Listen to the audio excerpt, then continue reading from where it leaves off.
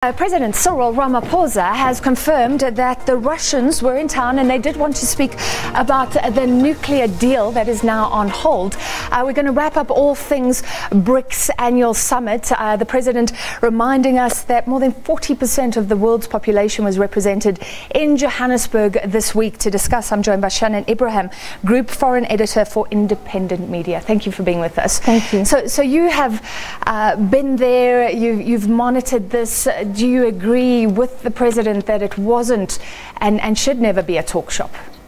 Yes, and I think they proved this week that BRICS is very much not a talk shop.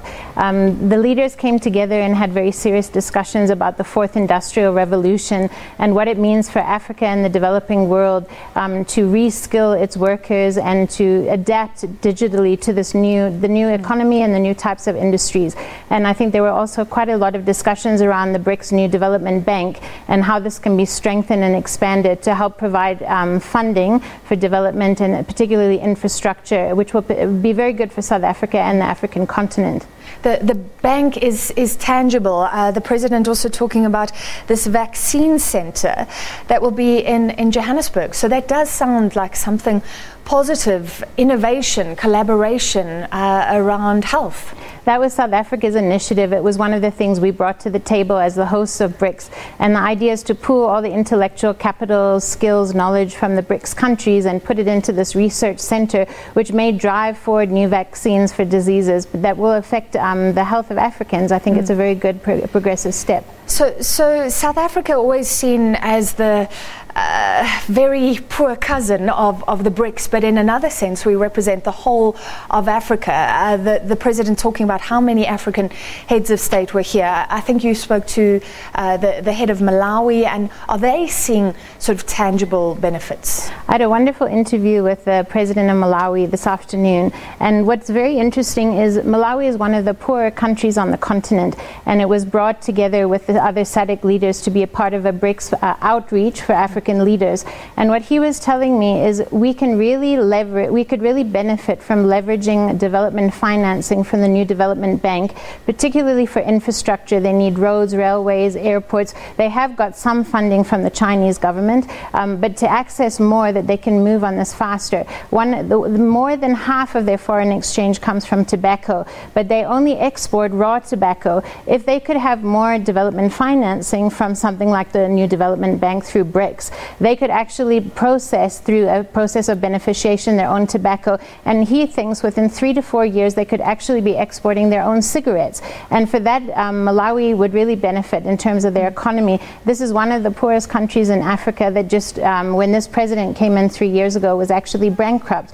And it's amazing what he's done. He's turned that economy around so that now 90% of their annual budget is being self-financed instead of relying on donors. So this is just one example of how an African country can benefit from BRICS coming together and assisting the developing South. So that is positive. But before this meeting, analysts were saying, you know, there's going to be a different tone because of the trade wars. So China coming in, it's always had a strong presence in Africa, but looking for even deeper markets here for its exports. The question is, can we benefit? Where do our exports go? Do you think the trade war in the background changed the tone of this BRICS summit? I think the trade war really brought the leaders together and made them have a common voice against unilateralism and really fight for a multilateral system, a rule-based system for the global trading system. And they were really united, I think, against what the United States has been doing, which is to increase tariffs on steel and aluminium. And this has really affected South Africa. We've become the collateral damage of that.